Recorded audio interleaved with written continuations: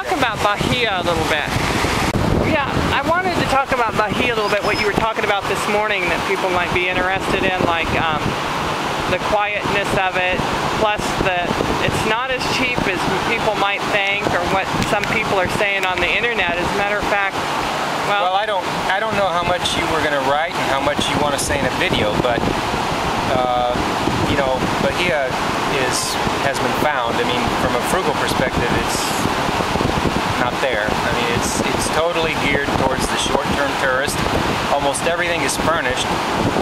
Just about everything is furnished, and so the prices are 2 to 3 times as high. So I mean, you know, if you're looking at someplace you're going to stay a month or two, you know, and like that, I mean, it's very sleepy, it's quiet, and you know, I mean, a lot of expats that go there end up leaving because there's just not enough there for them, you know. The beaches aren't necessarily large or anything, they're small beaches, but you know, the weather's nice, it is clean, but it's extremely sleepy. I mean, there's no cars in the streets, and there's not much going on most of the time. I'm sure there's holiday seasons, but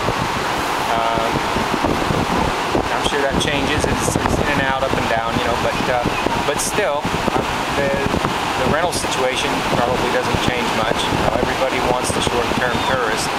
They don't really care how long you're staying. They're going to charge you you know, I mean, the bottom of the market is $350, and that's for small, boxy, 800 square foot, 2, maybe 3-bedroom, little apartments with low ceilings, you know, that kind of thing. Small kitchen, you know. Otherwise, you got to go into the $400, $500, $700, $800 range, which is no longer frugal.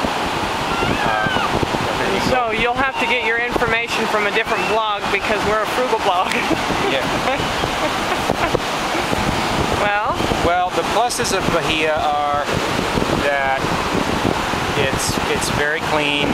It's very clean feeling. It's a peninsula, so you can't go more than 3 blocks without falling in the water, you know, because it's a peninsula. So either side, or even at the point, you know, you might have to go 4 blocks to get to the point. But and that's in this, you know, in the center area. And then there's other area away from the center, which is most people aren't going to be interested in. They won't want to spend any time in.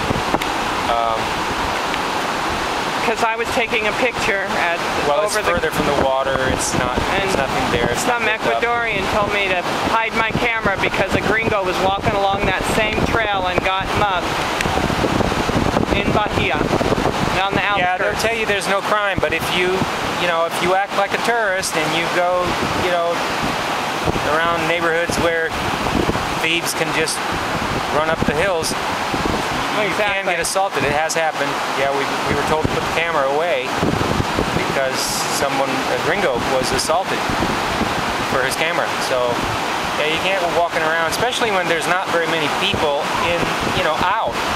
And that's the thing about Bahia. Well, at least right now, although we were told this isn't the rainy season, it is high season, but the higher season, I guess, is coming up in July, August, September. So that's going to be even more touristy for the Ecuadorians, because that's their winter up in the mountains, so come down to the coast. But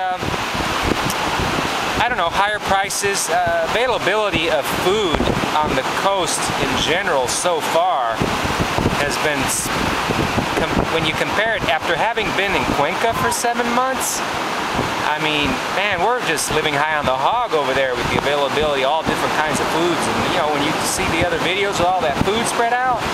You're talking about fresh fruits and vegetables. Fresh fruits and vegetables.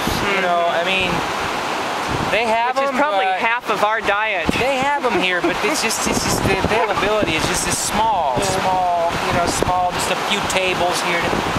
And the market closes at 2. In Bahia. But in Cuenca, Feria Libre's open all day. So probably till 7, 8, 9 o'clock at night. Yeah, there's people with huge piles of truckloads of bananas on the side of the road over there in Cuenca. Now, we did get a good deal today here in San Clemente for bananas. didn't we? We still get a good deal when you buy it. You still, Yeah. but it's just that When you see it. yeah, when you see it, where is it? You know, I'm sure it's there, but it's just in small amounts. Smaller amounts. That's And right. just the visual abundance that you have over there in Cuenca, where it's just all over. I mean, it's just aisles and aisles full of fruits and vegetables and fresh, you know, and big, huge cabbages. Haven't seen any cabbage here at all. So would you say the cost of living is just about the same though as it in Bahia, except for the rents? No, the food, the packaged food's a little higher. Yeah, sometimes twice as high, because you're buying it from these little stores. And keep in mind that they're serving a market that's a short-term tourist market. Somebody's there for a month or less, or maybe two. They're not, you know, they're not watching their, you know, I mean, you pay 70 cents for a pound of lentils, or you pay $1.40, whatever. You just pay whatever it is, see? Because you're just there short-term. But talking about staying in one place and living frugal, it is higher. So, and we don't know what the utilities cost. It probably costs more. The rents are higher, so the utilities could easily be higher. And we're talking about Bahia right now. Yeah. So, but we've talked to expats that are leaving because it's just too sleepy. There's nothing going on, you know. So Yeah, they're going to Boquete, Panama. That couple we met yesterday. We met a couple yesterday that invited us up, and we chatted with them for a while in their apartment they're renting in Bahia.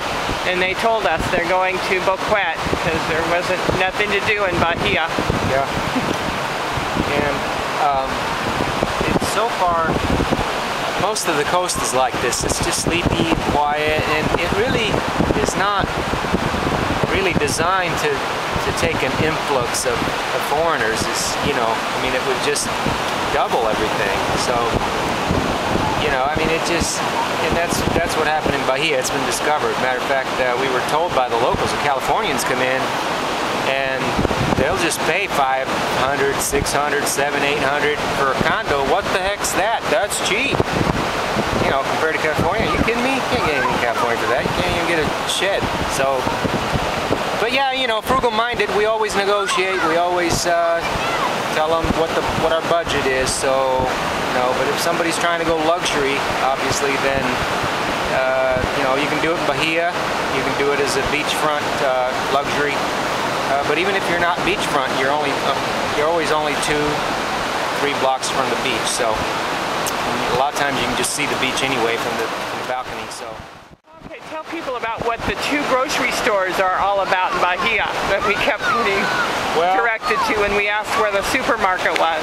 The biggest store in Bahia is the Tia, which is the equivalent of 7-Eleven or 7-Eleven. Family Dollar. And it's sort of like half size of a Family Dollar. And that's, or maybe 3/4. And the same kind of processed foods. But they do have a little bit of the rice and beans, and but they're more expensive. But here in San Clemente, they don't even have that. They don't even have the Tia size. Yeah, we store. haven't seen Forget anything about it. All here. you've got here is a little tobacco shop sized, one room, little tiendas, little stores. They've got 3 or 4 of mix and match items, but you can't get, you know, it's hard to get anything like whole wheat bread or anything like that. You know, olive oil, you know.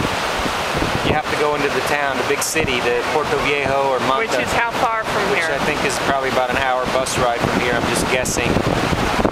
So yeah, you know, you're out a little bit, and it's just kind of rustic, but it's pretty. You know, So you can take a bus or a car and stock up on a few things that you need. And that's the kind of life you would live, you know, if you were here permanently. That's what you would have to do. Now, you know, if you're here a month or 2, I mean, people can put up with that kind of thing, you know, temporary. But I mean, the ruggedness of the coast, just the natural landscape is the beauty of this area. It's not really, you know, it's not Florida, and it's not going to be Florida, you know. So, and it's probably not Panama either. So,